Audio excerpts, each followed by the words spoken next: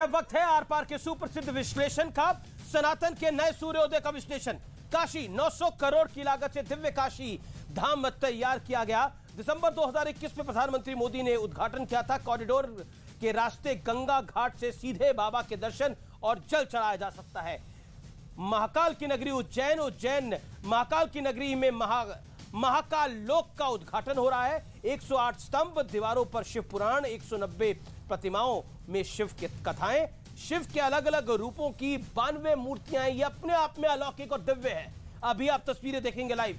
केदारनाथ 400 करोड़ की लागत से श्री केदारनाथ का कायाकल्प। केदारनाथ में आदि गुरु शंकराचार्य की दिव्य प्रतिमा भी लगाई गई है। सोमनाथ पीएम मोदी ने समुद्र दर्शन पैदल पथ का उद्घाटन किया। देवी अहिल्याबाई मंदिर का भी जीर्णोद्धार हो चुका है। पीएम ने आद्या शक्ति देवी पार्वती मंदिर का भी शिलान्यास किया है। तो आप सोच सकते हैं कि सोमनाथ का भी कायाकल्प हुआ है। हालांकि सरदार वल्लभ भाई पटेल ने इसका पुनर्निर्माण करवाया था। अयोध्या प्रभु श्री राम के भव्य मंदिर का निर्माण जारी है। भूमि पूजन में खुद देश के प्रधानमंत्री नरेंद्र मोदी मौजूद थे। लेकिन तस्वीरें आ रही हैं महाकाल की नगरी उज्जैन से, क्योंकि बम बम बोल रही है। यह है उद्घाटन कर रहे हैं देश के प्रधानमंत्री और संस्कृत में लिखा हुआ है।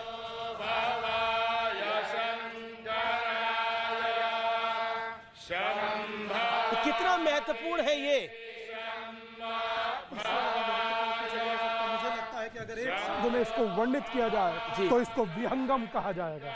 विहंगम अर्थात दर्शकों के विहंगम अर्थात वो कि जिसे देखकर आंखें टिक जाएं और आकाश से अगर कोई देखे तो मंत्रमुग्ध हो जाए और पृथ्वी से कोई देखे तो अपने आप में खो जाए कि वाकई ये महाकाल का वो महाकाल लोक है जो लोक मात्र भारत नहीं, धरती नहीं, पर लोक भी संवार सकता है। इससे ज्यादा श्रेष्ठ मैं समझता हूं कि महाकाल लोक महामानव के लिए, मानव के लिए, मनुष्य के लिए कल्याणकारी हो सकता है। कितना सुंदर दृश्य है।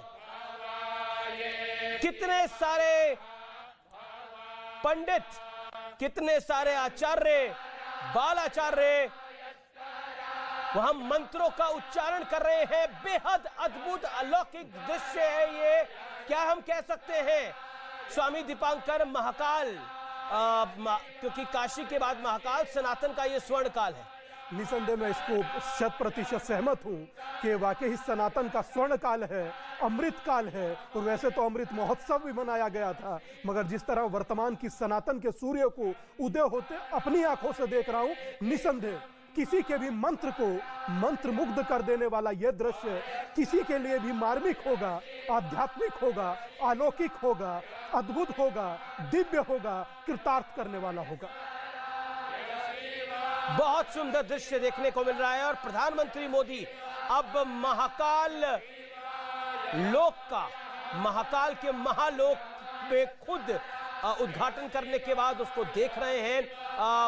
मध्य प्रदेश के मुख्यमंत्री उनके साथ हैं। मेरे साथ सुधांशु त्रिवेदी हैं, बीजेपी के सांसद हैं और प्रवक्ता हैं। वारिस पठान है प्रवक्ता AIMIM के। आलोक शर्मा है प्रवक्ता कांग्रेस पार्टी के। क्या कहना चाहते हैं आलोक जी, कितना बड़ा दिन है ये भारत के लिए?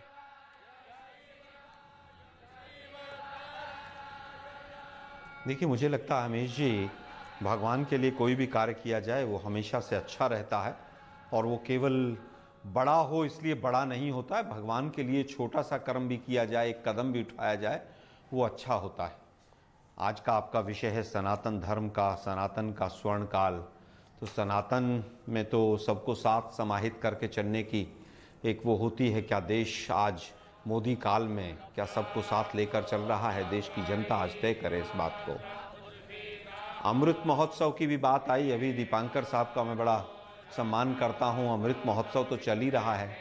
बेरोजगारी हाईएस्ट है, महंगाई हाईएस्ट है, जिस तरह से कुपोषण देश में बढ़ रहा है, तो तमाम चीजें अमृत काल के ही तो ये इंडिकेटर्स हैं। पर सनातन का तो अमृत काल मानते हैं, आप इसको नहीं मानते। राम मंदिर का निर्माण हो रहा है, काशी विश्वनाथ का में भव्य कॉरिडोर का निर्माण हुआ, महाकाल में महालोक का निर्माण हो चुका है। देखिए, मुझे लगता है स्वर्ण काल जरूर कहीं ना कहीं उन लोगों का जरूर है, विश्व हिंदू परिषद के, जिन्होंने राम मंदिर का पैसा डकारा था, और उनका भी जरूर स्वर्ण काल है। जिन्होंने तमाम भूमि के वहां पर घोटाले किए भाजपा के लोगों ने, उनका तो जरूर स्वर्णकाल है। जहां तक राम मंदिर की बात है, हम भी खुश हैं कि राम मंदिर बना, उच्चतम न्यायालय ने राम मंदिर बनाया, लेकिन बीजेपी या अमीश देवगन जी श्रेय बीजेपी को तब देते अच्छे लगते कि पार्लियामेंट में ऑर्डिनेंस आया होता और बीजेपी ने कहा होता नहीं हम राम मंदिर बनाएंगे। खैर, फिर भी उसके बावजूद भी बना, उसके बावजूद हम खुश हैं कि सुप्रीम कोर्ट का निर्णय आया। लेकिन देखिए आप क्या हालत है आज। ठीक है, जवाब ले लेते हैं सुधांशु त्रिवेदी। वो हिंदू है या मुसलमान है जो या तस्वीरें आ रही है ये अपने आप में अलौकिक है। प्रधानमंत्री नरेंद्र मोदी, मध्य प्रदेश के सीएम मुख्यमंत्री शिवराज सिंह चौहान, सुधांशु त्रिवेदी, ये अभी अमृतकाल नहीं दिखाई दे रहा। कांग्रेस पार्टी कह रही है कि देश में तकलीफें बहुत है, समस्याएं बहुत है। आज हम कह रहे हैं कि सनातन का स्वर्णकाल है। देखिए, मैं कहना चाहता हूं आज भगवान महाकाल की यह नगरी दिव्य और भव्य स्वरूप में आ रही है। जानते हैं क्यों? काल चक्र की गति है कि जब काल में एक विशेष अंतराल आता है और उस समय नियत यह तय करती है काल चक्र की गति के अनुसार कि किसके माध्यम से क्या कार्य करना है। आचार्य दीपांकर जी बैठे हैं, मैं तुलसीदास जी की वो पंक्ति बताना चाहता हूं। तुलसी जस होतव्यता तैसे मिले सहाय, आप न जावे ताही पर ताही तहां ले जाए। अर्थात जैसी परिस्थिति बननी होती है वैसे ही सहायक लोगों को, समुचित लोगों को नियति तय कर देती है और वह स्वयं वहां पहुंचकर उस कार्य को के निमित्त बनते हैं। तो मैं तो कहना चाहूंगा कि आज प्रधानमंत्री श्री नरेंद्र मोदी जी और हमारे मुख्यमंत्री वहां पर हैं तो यह निमित्त हैं, और अगर निमित्त हैं तो निमित्त को स्वीकार करने में क्या समस्या है। मैं ईमानदारी से पूछना चाहता हूं, यदि तुलसीदास जी ने भगवान शंकर की वह स्तुति लिखी, नमामि शमीशान निर्वाण रूपम विभुम व्यापकम ब्रह्म वेद स्वरूपम, तो तुलसी कृत मानी जाती। यदि शंकराचार्य जी ने शिव पंचाक्षर स्तोत्र लिखा, नागेंद्र हाराय त्रिलोचनाय भस्मांगराकाय महेश्वराय, शंकराचार्य रचित। अच्छा, सुधांशु, तो भाई इसमें क्या समस्या है? सुधांशु, बड़े बहुत, आप वैसे तो पेशे से इंजीनियर हैं, लेकिन ऐसा बहुत कम लोग जानते हैं कि आप ज्योतिष भी बहुत अच्छा जानते हैं, उसको समझते हैं और उसकी आप प्रैक्टिस नहीं करते, बट यू नो इट। मेरा बड़ा सीधा प्रश्न है आपसे सुधांशु जी, और बहुत महत्वपूर्ण है, सनातन के लिए ये स्वर्णकाल क्यों है? अगर आप 40 सेकंड में बता पाए, then I will go to Waris Pathan. देखिए, मैं सिर्फ ये कहना चाहूंगा कि सनातन के लिए स्वर्णकाल इसलिए है कि हम एक लाइन में कहेंगे, विश्व की हम एकमात्र सभ्यता है अनादिकाल से आज तक जो बची रही। We are the only surviving civilisation of the ancient world, और ये वेस्ट ने सिद्धांत दिया सर्वाइवल ऑफ द फिटेस्ट। हम बचे रहे, इसका मतलब हम फिटेस्ट थे, और हम पहले स्वतंत्र स्वाधीन हुए 47 में, पर हमारे तंत्र में स्व नहीं था। अब तंत्र में स्व उठ रहा है, स्वतंत्र अब हो रहे हैं। राज्य मिला 47 में, राज्य में स्व का तत्वबोध, स्वराज्य अब मिल रहा है। इसलिए यानी नियति ने तय किया कि पहले हमें बचा के रखा, फिर हमें स्वतंत्र किया, फिर हमें उस विचार के आधार पर लाकर स्थापित किया जो मूलतः भारतीय था, वो उभरता दिख रहा है। एक लाइन की अगर आप परमिशन दे तो एक लाइन बोल दो। जी बोलिए। 18 मई 2014 को लंदन से प्रकाशित होने वाले द गार्डियन अखबार ने अपने संपादकीय में लिखा था कि 16 मई 2014 का दिन, यानी जिस दिन हमें स्पष्ट बहुमत मिला, भारत के इतिहास में वो दिन माना जाना चाहिए जिस दिन ब्रिटेन ने फाइनली भारत को छोड़ा। क्योंकि उसने लिखा कि आजादी के बाद लंबे समय तक वो विचारधारा व्यवस्था शासन में रही जो ब्रिटिश कॉलोनियल लीगेसी की थी। पहली बार एक ऐसे विचार के हाथ में पूर्ण बहुमत की सत्ता आई है जो पूर्णतः स्वदेशी विचार से प्रेरित है, ब्रिटिश कॉलोनियल लीगेसी का नहीं है। बस ये बिल्कुल आप सही कह रहे हैं। 16 मई 2014 को बीजेपी की जो भव्य जीत हुई थी और नरेंद्र मोदी एक तरह से प्रधानमंत्री बने थे, तब गार्जियन जो लंदन का अखबार है बड़ा फेमस, उसमें ये आर्टिकल आया था। इसमें कोई तरह नहीं है, बड़ा चर्चित आर्टिकल था इस देश के अंदर। लेकिन मैं वारिस पठान आपके पास आता हूं। वारिस पठान, क्या आपको लगता है कि हम अपनी संस्कृति को मजबूत कर रहे हैं? ये वाकई देश के लिए भी स्वर्णकाल है। Do you agree with it Waris ji? देखिए अमीश भाई, देश में कौन बड़ा हिंदू, कौन सच्चा अच्छा हिंदू, उसकी होड़ लगी हुई है। कांग्रेस के कमलनाथ कहते हैं कि हमने शुरुआत की थी, अब मोदी जी वहां पे चले गए, ओपनिंग भी कर दिया। मगर मोदी जी तो देश के प्रधानमंत्री है ना, 130 करोड़ जनता के प्रधानमंत्री है मोदी जी, और हमेशा कहते हैं सबका साथ, सबका विकास, सबका विश्वास, सबका प्रयास। अब उन्हीं के शासन में उन्हीं के नजदीकी का मेंबर ऑफ पार्लियामेंट प्रवेश वर्मा जैसा आदमी दिल्ली में मोदी जी के घर से 20 मिनट की दूरी के ऊपर खड़ा रहकर एक आयोजन के अंदर बोलता है कि मुसलमानों का आर्थिक बहिष्कार करो, कोई उनसे सामान मत खरीदो, और कौन कौन मेरे साथ है हाथ उठाओ, तो सारी पब्लिक हाथ उठाती है और मोदी जी खामोशी इख्तियार कर लेते हैं, मोदी जी खंडन नहीं करते। दिल्ली पुलिस परवेश वर्मा के खिलाफ ना कोई एफआईआर रजिस्टर करती है ना केस। एक 188 सेक्शन के खिलाफ केस रजिस्टर किया था अमीश भाई, जिसमें खाली 1 सेकंड में बेल हो जाएगा, क्योंकि उसका खाली एक भीड़ इकट्ठा करने का आरोप लगाता है। लेकिन विषय अब आज का जो आपने अपनी बात को रख लिया, मैंने जो विषय रखा उस पर अपनी बात को रखिए ना। विषय उसी से जी आजादी का अमृत महोत्सव बना रहा है ना, मैं तो बता रहा हूं ना, आजादी के अमृत महोत्सव के अंदर अभी तो महाकाल लोक का उद्घाटन हो रहा है, जंग बोल दिया है, हल्ला बोल कर दिया है। अरे तो सुनिए, वहीं आ रहा हूं, किस तरह से, अरे हिंदुस्तान के मुसलमानों का भी अधिकार है देश के अंदर, तो किसने मना करा? मुसलमानों को आप इस तरह से धिक्कार के, फटकार के, डरा के, ये करके आप क्या साबित करना चाहते हो? देश के मुसलमान तो अच्छी संख्या में बढ़ रहे हैं आजादी के बाद से, कोई इसमें समस्या नहीं है। देश के मुसलमानों को किसने धुतकारा देश के मुसलमानों को? किसी पॉलिटिकल पार्टी की अगर हार हो रही है तो देश के मुसलमान की हार हो रही है, ये सोचना गलत है। किसी पॉलिटिकल पार्टी की अगर जीत हो रही है तो देश के मुसलमानों की हार हो रही है, तो ये सोच गलत है। अमीश भाई, ये सोच जो डालते हैं वो डिवाइसिव पॉलिटिक्स करते हैं। सुनिए ना, ये डिवाइसिव पॉलिटिक्स यहां हो रहा है जब आप एक तबके के मुसलमान को आप किसी भी तरह से हर दिन जलील करो, खड़े रहकर बोलो कि चूम चूम कर मारना चाहिए। किसी ने ऐसा नहीं बोला। जी। मगर भाजपा का कोई नेता स्वामी दीपांकर इस पर नहीं बोला, मैं आपको क्लिप भेज देता हूं, आप देख लीजिए योगा क्या बोला। Sudhanshu reply to it. Sudhanshu Trivedi, Sudhanshu ji अच्छा एक एक करके सुधांशु त्रिवेदी रिप्लाई। सबको लेकर चलना चाहिए ना साथ में जी। वैसे तो एक कैटेगरी के मुसलमान में मैं जवाब दे देना चाहता हूं। उस्ताद बिस्मिल्लाह खां जब आखिरी दिनों में थे, सरकार कांग्रेस की थी, उन्होंने कहा दिल्ली में रहिए हम पूरा इलाज करवाएंगे। वो उस्ताद बिस्मिल्लाह खां जिन्होंने पहली शहनाई बजाई थी 15 अगस्त 47 को, उन्होंने कहा नहीं अब मैं काशी में ही जाके अपने प्राण त्यागना चाहता हूं। और उन्होंने काशी की प्रख्यात कहावत बोली, चना चबेना और गंगा जल जो देवे करतार, और काशी छोड़ न जाइए जहां विश्वनाथ दरबार। सुनिए, डॉक्टर एपीजे अब्दुल कलाम अपनी किताबें जो पढ़ते थे, उन्होंने कहा कि श्रीमद् भगवत गीता भी मैं पढ़ता हूं।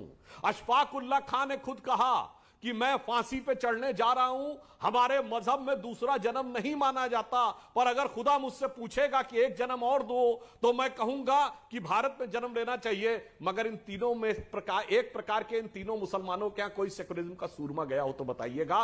वारिस पठान जी, इसीलिए मैं कहना चाहता हूं, स्वतंत्रता के इस अमृत महोत्सव में अमृत से पहले विष भी निकलना है। और भगवान शंकर तो वो हैं, हम तो भगवान शंकर। हाँ, निकल रहा है, परवेश वर्मा निकाल रहा है, गले में विष धारण करके जगत का कल्याण निकाला, आपके जगत गुरु ने निकाला, स्टेज से खड़े। अरे भाई बताइए ना, मुसलमानों को चुन चुन के, अरे ये तो नहीं बोला ना 15 मिनट मार दिया तो सुअर मर गया। किस तरह की भाषा यूज होती है, और उन पे केस भी नहीं। सुधांशु जी खंडन तो करिए। अच्छा, सर तन से जुदा पे क्या कहना है? सभा के एमपी हो। अच्छा वारिस साहब, ये सर तन से जुदा पे आपका क्या नजरिया है, बोलिए। योग खंडन हमने सर तन से जुदा के नारों। ठीक है, आलोक को बीच में आने देता हूं मैं, फिर स्वामी दीपांकर आपको बताता हूं। ओके, आलोक शर्मा, बड़ा हिंदू बनने की होड़ चल रही है, वारिस पठान कह रहे हैं बड़ा हिंदू बनने की होड़ चल रही है, और आप कह रहे हैं, और आप बार बार एक लाइन को ले रहे हैं, देखिए ये अमृत काल है। यही बात वारिस पठान भी कह रहे हैं। क्या आपको लगता है कि बड़ा हिंदू बनने की होड़ है? कमलनाथ ने बोला वर्क ऑर्डर तो हमने निकाला था, लेकिन अब देखिए महाकाल लोक का उद्घाटन तो नरेंद्र मोदी कर रहे हैं और काम शिवराज ने करवाया, बीजेपी कह रही है। देखिए, मुझे लगता है कि जो उन्होंने फैक्चुअली बात कही है कमलनाथ जी ने, वो पूरी तरह से सही कही है कि 25/2/2019 को उसका टेंडर निकला, 7 मई 2019 को उसका वर्क ऑर्डर हुआ, इसमें कहीं भी फैक्चुअली गलत नहीं है। तो कमलनाथ जी की फोटो दिखा दीजिए, कुछ वो वहां पर कोई नींव रख रहे हो, पत्थर रख रहे हो, कोई तस्वीर हो तो कांग्रेस को शेयर करनी चाहिए, हम लोग भी दिखाएंगे। आप मध्य प्रदेश के जो मुख्यमंत्री जी की वेबसाइट है उस पर चले जाइए, उस पर आपको मिल जाएगा कि किस दिन क्या हुआ था। आज भी वहाँ पर है, वो अभी हटाया नहीं है, हो सकता है कल उसको हटा दें वहाँ से। दूसरी चीज़, मंदिर के अंदर जाकर फ़ोटो खिंचवाना और भगवान को पीछे छोड़ के अपना फ़ोटो खिंचवाना, ये मोदी साहब ही कर सकते हैं, कांग्रेस में किसी में हिम्मत नहीं है। जिस तरह से अभी अहमदाबाद की भूमि पर झूठ बोलकर गए मोदी साहब, इतनी लंबी चौड़ी, और वहाँ जाकर मंदिर में चले गए, तो भगवान भी सोचता होगा भाई विचित्र प्राणी है, विचित्र हमारा सेवक है ये, कि 1 घंटे में झूठ बोलकर यहाँ आ गया, यहाँ आरती लेकर खड़ा हो गया। तो कांग्रेस नहीं कर सकती है भाई ये चीज। लेकिन भगवान भी आशीर्वाद पूरा दे रहे हैं। मैं लिस्ट दे दूंगा आलोक भाई, भगवान भी आशीर्वाद पूरा दे रहे हैं अपने इस भक्त को। आपको बेशक गलत लग रहा हो, लेकिन भगवान भी आशीर्वाद पूरा दे रहे हैं। 282 से 303 कर दी इनकी 2019 में। मैं उत्तर दूं जी? मैं उत्तर देता हूं। जी दे दीजिए। वो 500 भी हो सकती है, कोई बड़ी बात नहीं है। जब सारे तंत्र उनकी मुट्ठी में होगा तो कुछ भी हो सकता है। ईवीएम घर ले जाके भर दो, उसमें क्या फर्क पड़ता है। मुद्दे की बात पर आता हूँ। अरे भाई, जब सारा तंत्र आपकी मुट्ठी में है तो 203 और 303 घर भी ले जा सकते हैं, वो सब बराबर है। अब मैं वापस नहीं, आपने बड़ी इंटरेस्टिंग बात बोली, ईवीएम घर भी लेके जा सकते हैं। और ईवीएम तो पंजाब में आम आदमी पार्टी भी ईवीएम घर ले गई थी क्या? अरे सुनिए ना भाई जरा, पंजाब में आम आदमी पार्टी और दिल्ली में आम आदमी पार्टी ईवीएम घर ले गई थी, आप हार गए। यही तो प्रॉब्लम है ना अमीश जी। अमीश जी आप बीच में बहुत बोलते हैं। अच्छा ठीक है, प्रॉब्लम यही है। अच्छा बोलिए। प्रॉब्लम यही है आपके साथ ना। सवाल तो आप जवाब दीजिए ना। आपने इतने बड़ा आरोप लगा दिया कि ये ईवीएम घर लेके जा सकते हैं। मैं पूछ रहा हूँ, क्या आम आदमी पार्टी भी ईवीएम घर ले गई थी क्या पंजाब और दिल्ली में? जो दिल्ली में 0 अंडा आया कांग्रेस का। एग्जांपल दिया आपको कि जब सब कुछ मुट्ठी में होगा और सब कुछ डर कर बैठ जाएगा, जब सुप्रीम कोर्ट के जजों के यहाँ और सीबीआई के डायरेक्टर के यहाँ पिगेसिस होगा, तो वोट कौन सी बड़ी बात है। मुद्दे पर आते हैं। मोदी साहब ने बड़ा अच्छा जी अब इसमें सुधांशु लगातार रिएक्ट करने की कोशिश करें। Sudhanshu 10 second react to it. Sudhanshu 10 second. मैं चुप हो जाता हूं। अच्छा ठीक है, ओके आलोक अपनी बात को कंप्लीट कर लीजिए। आप नाराज ना होइए आलोक जी, बात को complete. This is wrong. Okay बोलिए आप। नहीं बिल्कुल गलत बात है आपकी ना, ये बिल्कुल इतना वो थोड़ी करना चाहिए आप लोगों को। मोदी नामा पढ़ लीजिए आप लोग। माला कौन मोदी नामा पढ़ रहा है? आपको भरपूर मौका मिल रहा है अपनी बात को रखने का, रखिए ना अपनी बात को। आप मेरे जब से मैं बोलना शुरू हुआ हूं, आप बीच में काय किए ना मेरी आवाज है सर, काय किसी के बीच में नहीं बोलते। ओके आप अपनी बात को रखिए। This is wrong. आप आते हैं कि देश के लिए स्वर्णकाल चल रहा है। स्वर्णकाल क्यों नहीं चलेगा भाई? 8 साल के अंदर 4 गुना कर्जा देश के ऊपर बढ़ा दिया, तो स्वर्णकाल इससे अच्छा हो सकता है क्या? भूखमरी के इंडेक्स में पायदान 6 नीचे चलेगा, इससे अच्छा स्वर्णकाल हो सकता है क्या? घर घर बेरोजगार हो गया, घर घर मोदी करते करते, इससे अच्छा स्वर्णकाल हो सकता है क्या? किसानों की आत्महत्या के आंकड़े बंद, 4 गुना आंकड़े किसानों की आत्महत्या के हो गए। गंगा के किनारे जिस तरह से मुर्दा घाट बना, इससे अच्छा स्वर्णकाल हो सकता है क्या हिंदुओं के लिए? 20 लाख गायें मर गई और मोदी साहब यहां पर आरती करके और कह रहे हैं कि साहब मैंने बहुत बड़ा काम किया। ठीक है, बड़ी खबर आ रही है, आईएमएफ ने डेटा रिलीज किया है। आईएमएफ ने ग्रोथ फोरकास्ट रिलीज करा है 2023 में, और उसके अंदर भारत का जो फोरकास्ट है वो सबसे ऊपर है। 6.1% ग्रोथ की रेट पे भारत नंबर 1 है। जो आईएमएफ के ऑफिशियल आंकड़े आए हैं वो इस समय की ब्रेकिंग स्टोरी है। यानी कुल मिला के एक तरफ महाकाल के कॉरिडोर का उद्घाटन हो रहा है और दूसरी तरफ देश की तरक्की की एक नई इबारत लिख रहा है।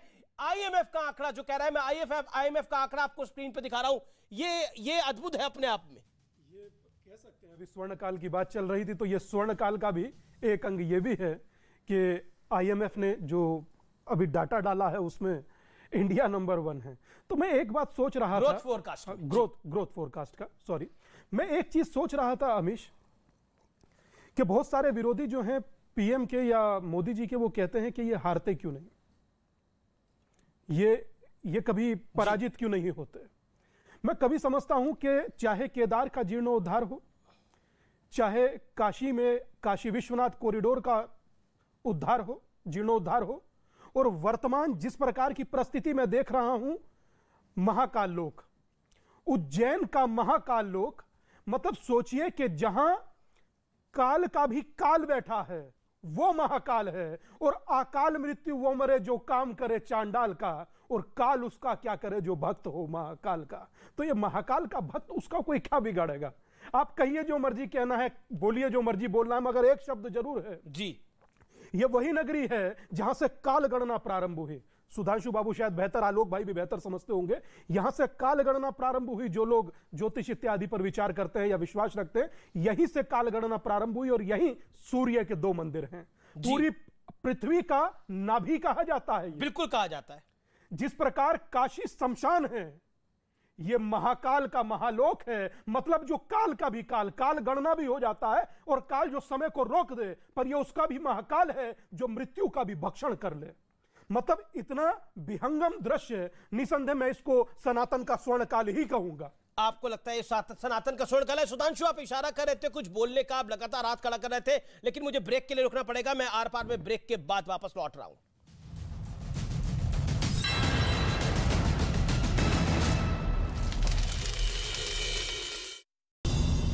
हिमाचल प्रदेश के किन्नौर में नेशनल हाईवे पर एक गाड़ी बेकाबू होकर खाई में गिर गई। इस हादसे में 2 लोगों की मौत हो गई, जबकि 2 को गंभीर हालत में अस्पताल में भर्ती कराया गया। दिल्ली की केजरीवाल सरकार ने लोगों को पानी के बकाया बिल जमा करने पर बड़ी राहत दी। अब 31 दिसंबर तक बकाया बिल जमा करने पर लेट फीस नहीं लगेगी। जम्मू कश्मीर के अनंतनाग में सुरक्षा बल ने मुठभेड़ में 2 आतंकियों को मार गिराया। नवी मुंबई में केमिकल प्लांट में तेज धमाका हो गया, जिससे 2 लोगों की मौत हो गई, जबकि 5 लोग गंभीर रूप से घायल हो गए। चुनाव आयोग ने उद्धव गुट को मशाल चुनाव चिन्ह दिया, और अब इस गुट का नाम शिवसेना उद्धव बाला साहेब ठाकरे होगा। दूसरी तरफ चुनाव आयोग ने शिंदे गुट को बाला साहेब ची शिवसेना नाम देने की मंजूरी दी, जबकि चुनाव चिन्ह के लिए शिंदे गुट को दोबारा अर्जी देनी पड़ेगी।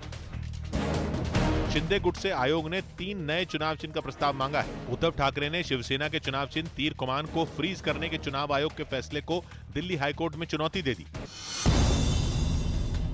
उत्तर प्रदेश के अमेठी से सामने आए एक वीडियो में कुछ लोग जुलूस के दौरान सर तन से जुदा के नारे लगाते नजर आए। ये वीडियो सोशल मीडिया पर वायरल होने के बाद पुलिस ने 7 लोगों को गिरफ्तार कर लिया। कोलकाता के एक इलाके में 2 समुदायों के बीच झड़प हो गई, जिसके बाद प्रशासन ने उस इलाके में धारा 144 लागू कर दी। दिल्ली सरकार में मंत्री सत्येंद्र जैन ने हाईकोर्ट के उस फैसले को सुप्रीम कोर्ट में चुनौती दी, जिसमें उनकी जमानत पर सुनवाई दूसरी अदालत में शिफ्ट करने को सही ठहराया गया था। दिल्ली के लाहौरी गेट इलाके में एक इमारत गिर गई। इस हादसे में एक बच्ची समेत 3 लोगों की मौत हो गई, जबकि 8 से ज्यादा लोग घायल हो गए। प्रधानमंत्री नरेंद्र मोदी ने गुजरात के जामनगर में अपने काफिले को उस वक्त रुकवा दिया जब उन्होंने एक आदमी को उनकी मां हीराबेन और उनकी तस्वीर लिए देखा। बाद में प्रधानमंत्री न केवल उस आदमी से मिले, बल्कि उस तस्वीर पर अपने हस्ताक्षर भी किए। टेरर फंडिंग मामले में यूपी एटीएस ने राज्य के अलग अलग इलाकों से 8 संदिग्ध आतंकियों को गिरफ्तार कर लिया। दिल्ली के द्वारका इलाके में कारोबारी की बदमाशों ने गोली मारकर हत्या कर दी। उत्तर प्रदेश के बलरामपुर में राप्ती नदी के उफान पर आने से 10 से ज्यादा गांवों में पानी घुस गया, जिसके बाद लोगों को सुरक्षित जगह पर पहुंचाया गया। हरियाणा सरकार ने 1300 नई बसों की मंजूरी।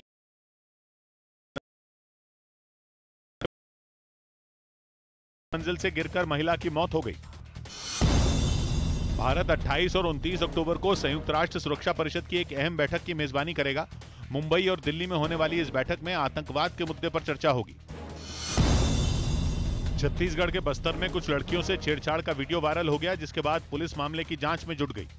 इस मामले में जो है थाना कोतवाली के द्वारा जो है कार्यवाही किया जा रहा है। दिल्ली के पास गाजियाबाद के लोनी इलाके में मुआवजे की मांग कर रहे किसानों की पुलिस के साथ झड़प हो गई, जिसके बाद पुलिस ने कुछ किसानों को हिरासत में ले लिया। पंजाब के जलंधर में मोबाइल फोन की चोरी के आरोप में कुछ लोगों ने 2 लड़कों की जमकर पिटाई कर दी। उत्तर प्रदेश के झांसी में आसमान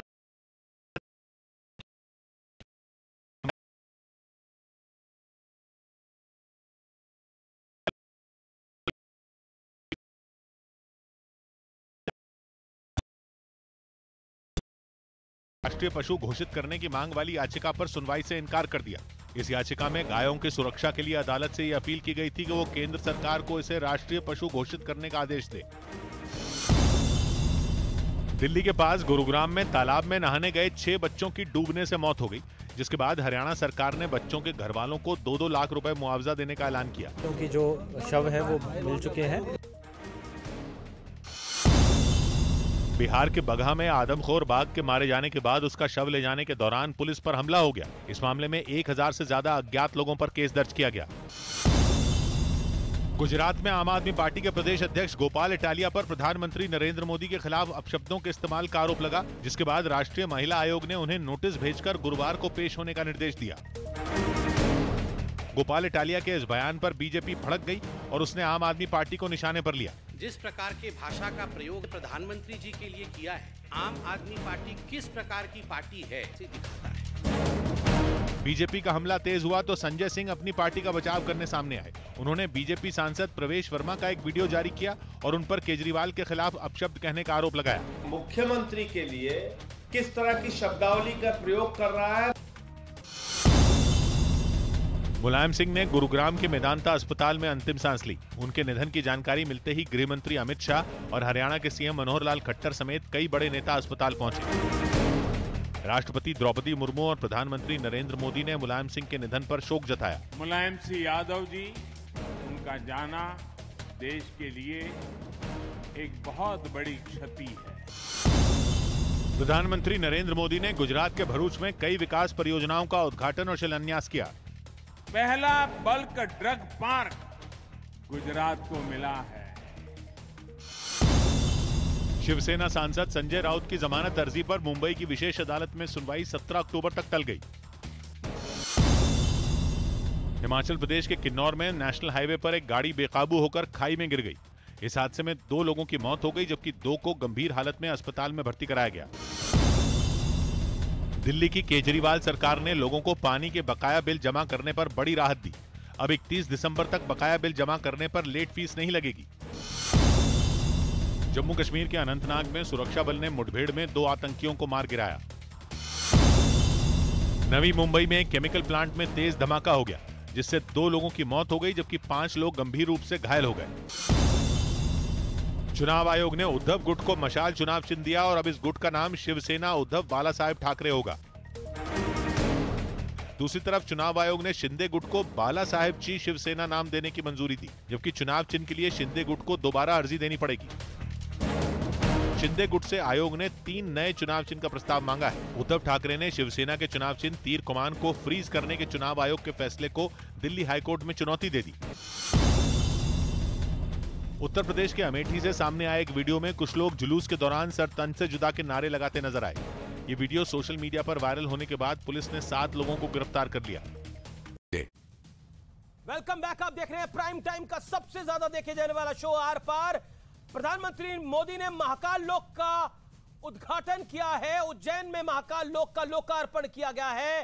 मंत्रोच्चार के बीच में यह लोकार्पण हुआ है और बहुत अद्भुत नजारा आप देख सकते हैं महाकाल लोक का। सुधांशु त्रिवेदी मेरे साथ है, बीजेपी के सांसद प्रवक्ता आलोक शर्मा है, कांग्रेस पार्टी के नेता प्रवक्ता वारिस पठान है, एआईएमआईएम के नेता प्रवक्ता स्वामी दीपांकर है, आध्यात्मिक गुरु। आप सबका एक बार फिर अभिनंदन है। सुधांशु त्रिवेदी, आप अपना हाथ खड़ा करे थे। आलोक शर्मा ने बोला ईवीएम तो आप घर तक अपने ले जाते हैं, तो चुनाव जीतने की तो बात ही छोड़िए।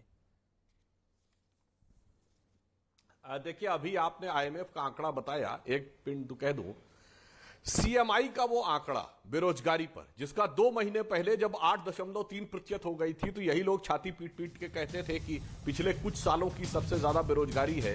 उसी ने सितंबर 2022 में उसी सीएमआई ने डाटा दिया है 6.4% आ गई है, जो पिछले 4 साल में सबसे कम बेरोजगारी की दर है।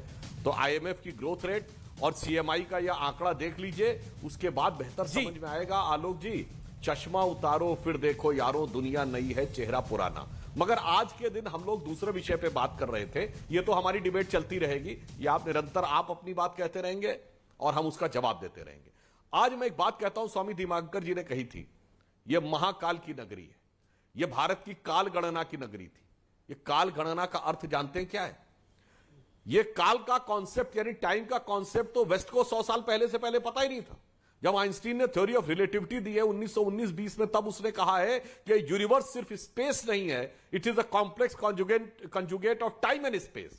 यानी काल और अंतराल दोनों हैं, ये तो हमारे आगम ग्रंथों में सदैव से कहा गया है। अब अगर टाइम है तो टाइम का मेजरमेंट कैसे होगा ये बताइए। इस समय हम आपसे पूछे कितना बजा है, आप कहेंगे 7:30 बजा है। 7:30 तो दिल्ली में बजा है ना, लंदन, न्यूयॉर्क, बीजिंग, टोक्यो में तो कुछ और बजा है। तो आप कहते हैं पूरी दुनिया में मान्य समय हो तो ग्रीनिच मीन टाइम।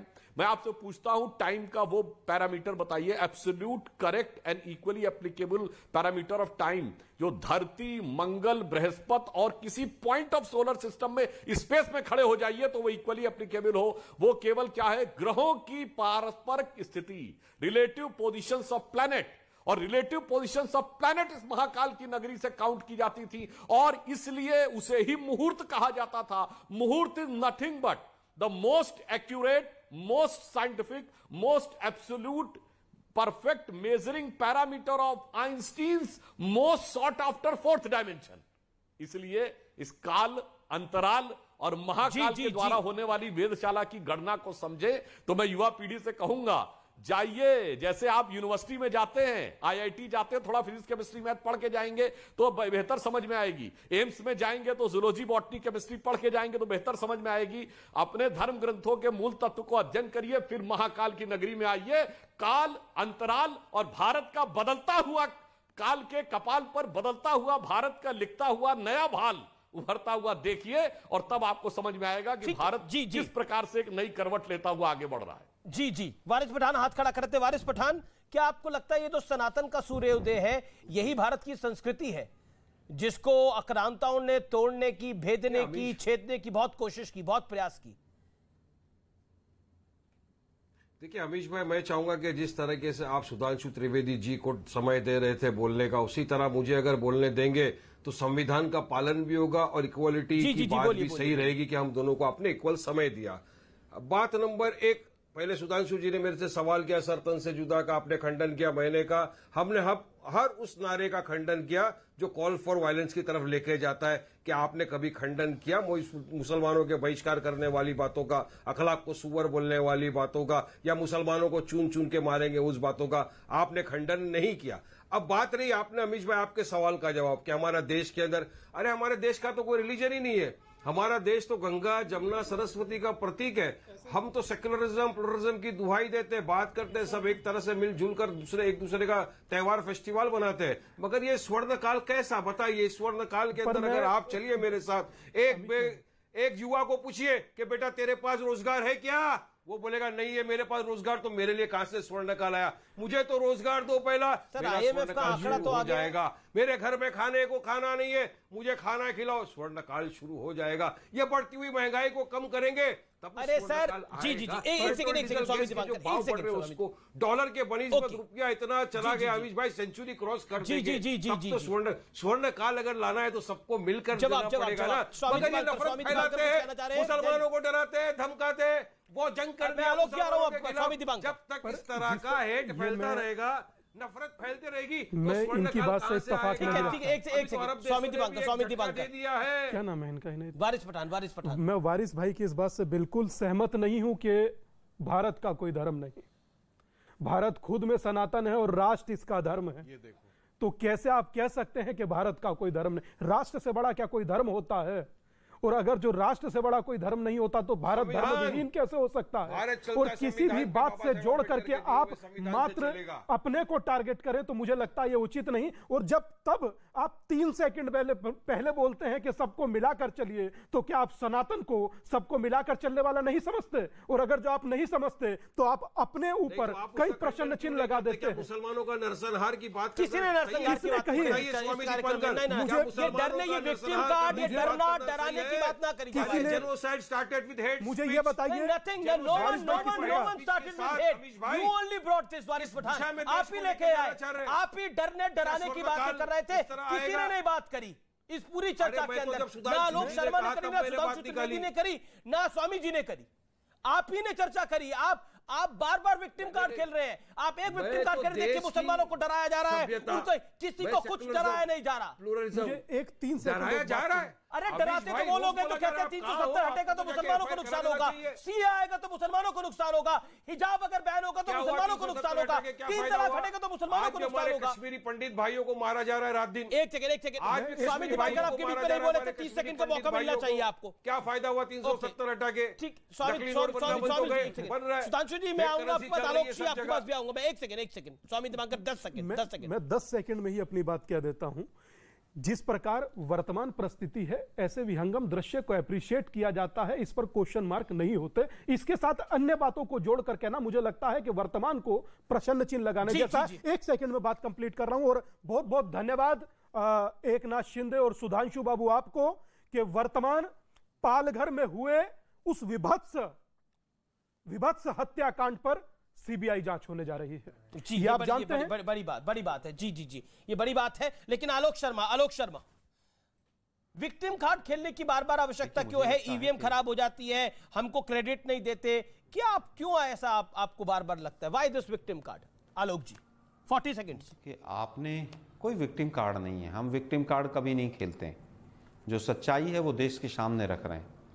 सीबीआई को अगर दिल्ली पुलिस जाकर रात को 2 बजे घेर ले तो वो विक्टिम कार्ड नहीं है, वो सच्चाई है। और बीजेपी के लीडर्स के होटल्स में अगर ईवीएम पकड़ी जाए तो वो सच्चाई है, वो विक्टिम कार्ड नहीं है। खैर आज का वो विषय नहीं है। अभी आपने आईएमएफ के आंकड़े दिखाए हैं, आधी अधूरी बात करते हैं अमीश जी आप। अभी 8 अक्टूबर को वर्ल्ड बैंक ने 7.5% से घटाकर प्रोजेक्शन 6.5% किया। आज आईएमएफ ने 6.5 से घटाकर उसको 6.1 कर दिया। उसके साथ साथ आप देखिए कि पिछली बार से ये आईएमएफ की रिपोर्ट ही खोले हुए हूं मैं पेज 9 में, पेज नंबर 9 पे।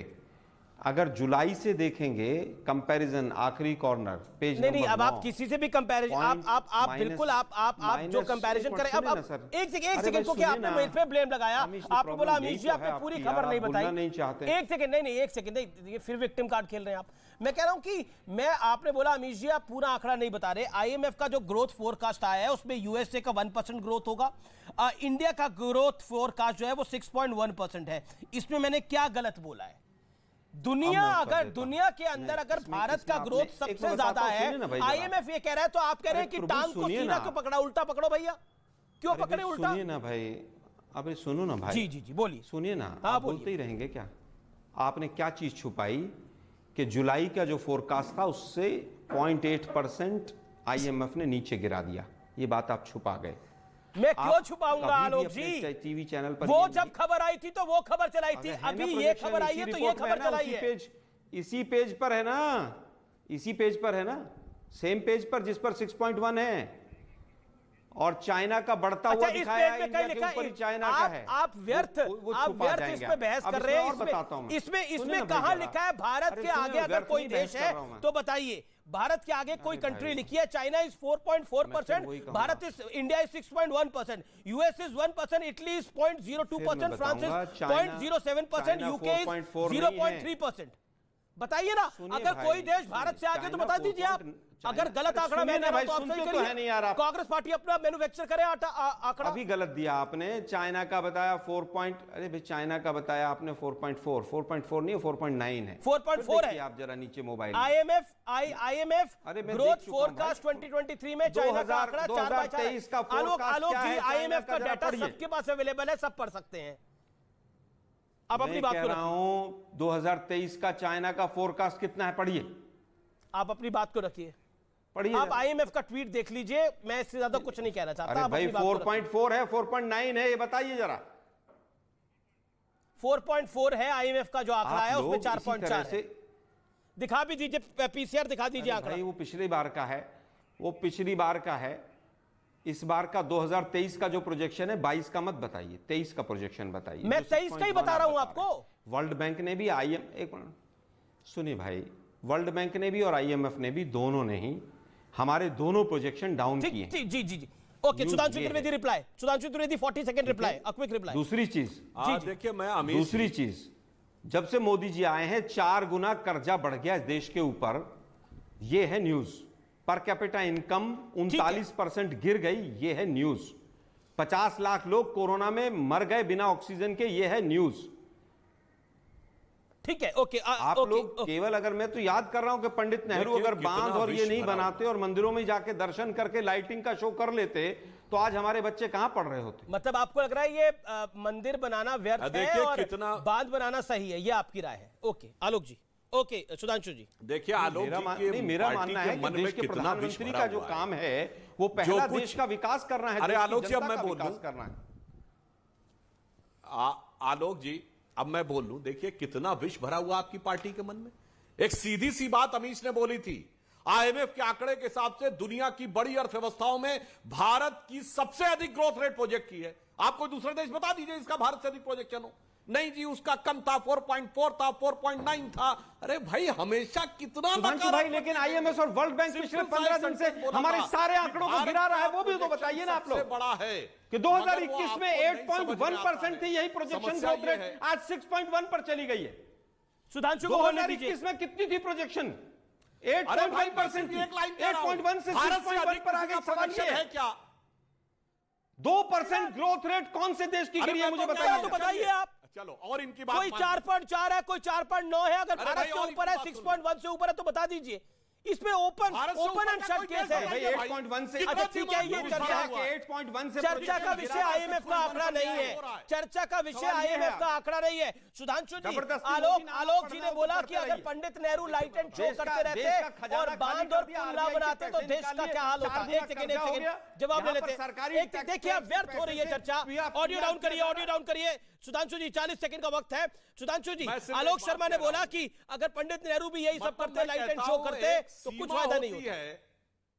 सीमा होती है मन में घृणा और वैमनस्य पैदा करने की, कि आज महाकाल के उद्घाटन के दिन भी आईएमएफ का यह आंकड़ा बताने के बावजूद कि दुनिया में भारत का प्रोजेक्टेड ग्रोथ रेट सबसे आगे है। नहीं जी, वो पहले से इतना कम हुआ है। अरे अगर पहले से कम हुआ तो चाइना का 4.1, हमारा 8.1 था, यानी हम 2 गुनी प्रोजेक्शन पे थे, 1.5 गुनी पे है। ये ना देख के नहीं वो पहले बताओ कम। अरे हम पूछ रहे हैं भारत से आगे कौन है बताओ। खैर छोड़िए, वो हमें पता है। इसी कारण से आप लोगों की गति या दुर्गति हो रही है कि किसी भी अच्छी चीज में कैसे ढूंढ के कोई चीज खराब ढूंढो और उसका ढिंढोरा पीटने का प्रयास करो। अब मैं कहना चाहता हूं कि जो कुछ यहां महाकाल की इस नगरी में दिखाई पड़ रहा है, जिस प्रकार का एक नया भव्य स्वरूप भारत का उभरता, पंडित नेहरू वाली बात पे आप आलोक जी की पंडित नेहरू वाली बात पे जवाब, वो कह रहे पंडित नेहरू भी ऐसा लाइट एंड शो करते रहते और बांध और पुल ना बनाते तो देश का क्या हाल हो जाता।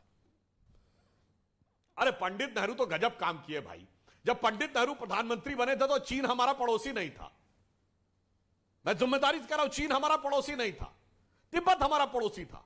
आज तक हमारे बॉर्डर फोर्स का नाम इंडो तिब्बतन बॉर्डर पुलिस है, आईटीबीपी। वो तो पंडित नेहरू की कृपा थी कि 1955 में चाइना तिब्बत का हो गया, कोई दुनिया मानने को तैयार नहीं था, वो उनका हो गया। ये तो पंडित नेहरू कृपा थी कि 24 अक्टूबर 1945 को बने हुए संयुक्त राष्ट्र संघ, जिसको 2 साल नहीं हुए थे, अक्टूबर 47 में ले जाके वहां यूएन में फंसा दिया। मैं पूछूं अगर आलोक जी से बता नहीं पाएंगे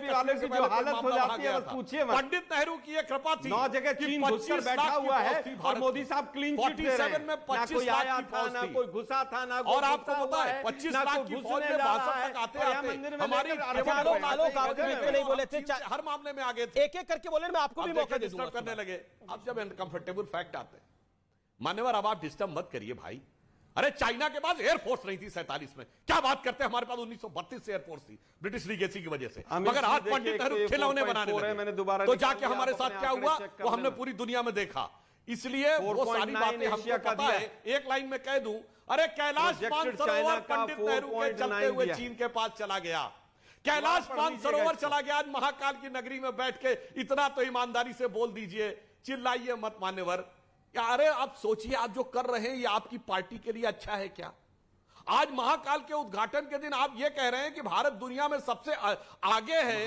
ये देख के आपको संतुष्टि नहीं हो रही, वो 2 पॉइंट कम हो रहा है। ये देख के आप चिल्लाने का प्रयास कर रहे हैं। तो एक लाइन में मैं कहता हूं, देखिए राम मंदिर रामचंद्र जी को, प्रभु राम जी को मोदी जी उंगली पकड़कर चलाते हैं और महाकाल का उद्घाटन मोदी एक ये अच्छा नहीं है। आलोक जी, मैंने एक बार आपको कम से कम ये एक सेकंड, सुधांशु स्वामी दीपांकर, यहाँ पर उनका एक ऑब्जेक्शन है, आपका क्या ऑब्जेक्शन है स्वामी दीपांकर? कि महाकाल लोक का लोकार्पण होना, इसमें महाकाल को किस लेवल पर लेकर जा रहे हैं सिर्फ अपनी चर्चा के लिए, ये उचित कहीं से नहीं। आलोक जी, ये कहीं से उचित नहीं है। एक ऑब्जेक्शन आया है स्वामी दीपांकर का, आपको महाकाल के लिए ये बात शब्द नहीं इस्तेमाल करने चाहिए, कम से कम नहीं करने चाहिए, क्योंकि मैं समझता हूं कि आलोक भाई भी तो मतलब आलोक भाई भी समझते हैं 12 ज्योतिर्लिंगों में से हमारे एक है। अच्छा, फिर दूसरा यह है कि आलोक भाई विद्वान व्यक्ति है, ऐसा नहीं है, आलोक भाई विद्वान व्यक्ति है, ऐसा नहीं है। सुधांशु बाबू विद्वान, मैं ये कह रहा हूं कि इतना प्यारा पैनल हो नहीं सकता अमीश बाबू जिसमें सारे विद्वान हो, मगर महाकाल वाकई वो महा का भी काल है, मतलब जो मृत्यु का भक्षण कर जाए, हम उसके बारे में हम कहने योग्य नहीं है सर। ना हमारा अस्तित्व है, ना हमारा व्यक्तित्व है, ना हमारा कृतित्व है। हम बहुत छोटा बोल जाते हैं सर, जो हमें बिल्कुल नहीं बोलना चाहिए, और कम से कम तब जब दुनिया के नंबर 1 चैनल पर बैठकर बोले और जिसे दुनिया देख रही हो। जी ओके। आलोक जी 30 सेकंड आप अपनी सफाई देना चाहें तो दे दीजिए। आलोक जी। नहीं, मेरी कोई सफाई नहीं है, मैंने कोई गलत वक्तव्य नहीं दिया है। गलत वक्तव्य सुधांशु ने दिया कि मोदी जी महाकाल का उद्घाटन कर रहे हैं।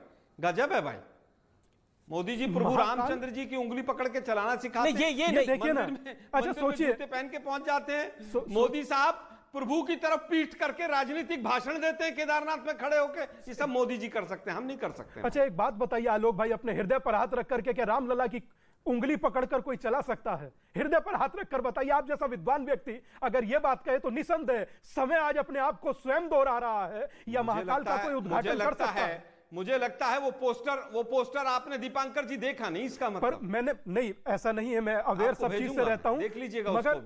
मगर इतना जरूर कहूंगा कि दिखा दूंगा मैं आपको, जो इस पृथ्वी का राजा है। अभी सुधांशु भाई ने कहा कि महाकाल का उद्घाटन मोदी जी कर रहे हैं। महाकाल लोक का उद्घाटन, महाकाल लोक का उद्घाटन। सुधांशु जी का नाम बार बार लिया जा रहा है, महाकाल का मोदी सुधांशु त्रिवेदी। मोदी जी 2-4 नए भगवान भी बना सकते हैं, मोदी जी हैं भाई, क्या हम बोल रहे हैं, भी कर सकते हैं वो। पर नहीं, ओके सुधांशु त्रिवेदी, मैं एक बात कहना चाहूंगा।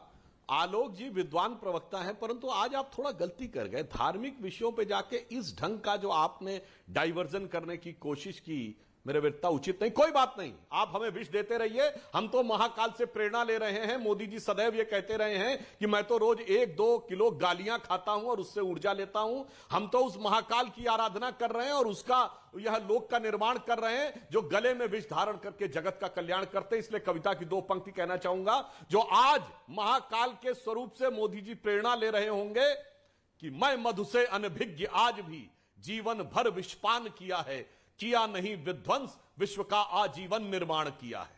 वनवासी हूं दीन दुखी मानव के मन में रहता हूं, सन्यासी हूं पर वैभव से दुनिया की झोली भरता हूं, और शूल भरे कंटक पथ पर जीवन भर अभियान किया है। आलोक जी सोचिएगा, यह महाकाल का मंदिर है जहां भस्म आरती होती है। आगे की पंक्ति है, मुट्ठी भर अवशिष्ट भस्म पर आजीवन अभियान किया है, और जरूरत पड़ने पे प्रलयंकर हूं महाकाल बन पापों का अवसान किया है। तो चाहे सर्जिकल स्ट्राइक हो या बालाकोट या आतंकवाद, उसको भी करके दिखाया है।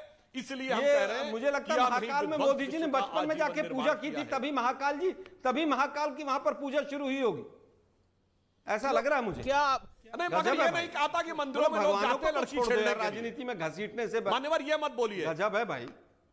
अरे भाई, राजनीति में जिक्र है महाकाल का, जन कुर्ते के ऊपर जनेऊ पहनने वाले, मतलब वहां पर भस्म आरती होती है। अच्छा सुनिए, तो हजारों वर्षों से होती है, मोदी जी चले गए इसलिए भस्म आरती शुरू हो गई क्या? अमीश जी ये जानते हैं, आलोक जी एक सेकंड, मुद्दों पर बात नहीं करेंगे, आलोक जी महाकाल, आप जो बात कह रहे हैं महाकाल की भस्म आरती के लिए, महाकाल की पूजा अर्चना के लिए, महाकाल का जिक्र स्कंद पुराण में है, शिव पुराण में है, इसके अलावा मत्स्य पुराण के अंदर है, हमारे ग्रंथों के अंदर महाकाल का जिक्र है। कौन महाकाल को सिखाएगा? नहीं, इस तरह की हल्की बातें करें। दोबारा से पढ़िए ग्रंथों को, हो सकता है कहीं मोदी जी का नाम ले लेगा उसके अंदर। जी देखिए, मुझे ध्यान से पढ़िए उनको। कैसे एंकर हैं आप? नहीं, पर फिर भी केयरफुल। मैं एक बात कहना चाहता हूं, अमीश अगर जो इजाजत दे तो एक बात कहूं। जी, जिसके शिव रुद्राष्टक में एक शब्द आता है, नमामि शम ईशान निर्वाण रूपम विभुम व्यापकम ब्रह्म वेद स्वरूपम, जिसके कंकड़ शंकर हो जाते हैं, ऐसी पृथ्वी का जब एक नवीनीकरण होता है ना, शायद मैं अपने जीवन में ऐसा विहंगम दृश्य जैसा आप दिखा रहे हैं अमीश बाबू, जो महाकाल लोक का है, मैंने सच में नहीं देखा जी। काशी सुधांशु, आलोक शर्मा की बात पे आप प्रतिक्रिया देना चाह रहे थे, 40 सेकंड्स, 40 सेकंड। हाँ, मैं ये कह रहा था, आलोक जी कह रहे थे कहीं जाके देखिएगा तो लिखा होगा, तो मैं एक बात दर्शकों को याद दिलाना चाहता हूं। 1977 से पहले इंदिरा जी की सरकार ने जमीन में कुछ काल पत्र गड़वाए थे, जिसे टाइम कैप्सूल कहते हैं, ताकि कभी सभ्यता नष्ट हो जाए, कुछ हजार साल बाद लोग उठा के देखें। जब मोरारजी की सरकार आई, उसे बाहर निकलवाया गया, तो जानते आलोक जी उसमें क्या लिखा था? उसमें नेहरू की प्रशंसा में कसीदे थे, इंदिरा जी की प्रशंसा में कसीदे थे, और सरदार पटेल और सुभाष चंद्र बोस का बस एक जगह नाम था। भगत सिंह चंद्रशेखर आजाद का नाम भी नहीं था। और अरे इंदिरा जी की इतनी प्रशंसा में कसीदे थे, कुछ नहीं। अरे आप तो काल पत्र के साथ जब ये कर चुके हैं, इसलिए आपके मन में वो विष भरा हुआ है कि जाके देखना तो कहीं दिख जाएगा। इसीलिए मैं कह रहा हूं, आप तो परम शिव भक्त, दत्तात्रेय गोत्र के कुर्ते के ऊपर जनेऊ पहनने वाले कौल ब्राह्मण तथा कथित के आप प्रतिनिधि बन के आए हैं, तो क्यों आज महाकाल के लोक के उद्घाटन के समय इस प्रकार की बात आप कर रहे हैं? आज के दिन तो शांति रख सकते थे भाई, आज के दिन इसी पे बात कर लेते कि मैं भी परम शिव भक्त की पार्टी। जी, जवाब इसी पे बात कर लेते हैं, जो आपने बात कही है इसी पे बात कर लेते हैं। अगर ब्रेकिंग न्यूज IMF की नहीं आई होती तो मैं नहीं लेकर आता, लेकिन वो जब मोदीनामा शुरू हुआ तो मुझे रोकना पड़ा। खैर, मुद्दे पर आते हैं। सर, देशनामा है, मोदीनामा नहीं है। भारत मोदी नहीं है और मोदी भारत नहीं है, पहले आप समझ लीजिए। देशनामा है, वो IMF ने भारत की ग्रोथ रेट बताई है, नरेंद्र मोदी की ग्रोथ रेट नहीं बताई। आमिर जी, आप गलत कह रहे हैं। इंडिया ये लोग बोल चुके हैं।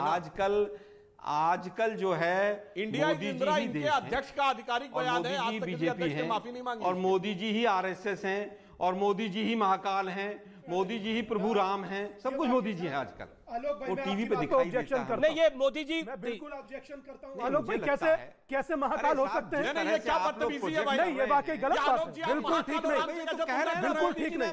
आलोक भाई, आप पीछे शर्मा लगाकर आप ऐसे बोल सकते हैं? कोई ब्राह्मण व्यक्ति ये बात कह सकता है? मोदी का महाकाल नहीं, का उद्घाटन मोदी जी ने भाई, आपसे ये गलत है। मतलब किसी व्यक्ति का महाकाल में रास्ता है इसके लिए। अरे महाकाल का उद्घाटन कर दिया, आप कैसी बात कर रहे हैं कि महाकाल है? नहीं, महाकाल का उद्घाटन मोदी जी ने कर दिया। बीजेपी का भाई महाकाल लोक का है, मगर ये गलत। मैं आपको वक्त दूंगा। सुधांशु कुछ कहना चाहिए। नहीं, गलत बात है। अब मैं फिर बताता हूं। एक सेकंड, सुधांशु कुछ कहना चाह रहे हैं। सुधांशु त्रिवेदी, एक सेकंड आलोक जी, सुधांशु त्रिवेदी कहना चाह रहा हूं। सुधांशु जी ने कहा, आप मोदी जी के बारे में लगातार बोलते जा रहे हैं, वो ये है वो है। मैं तो आपके राष्ट्रीय अध्यक्ष का बयान कोट कर रहा हूं। महाकाल का उद्घाटन बीजेपी करने जा रही है।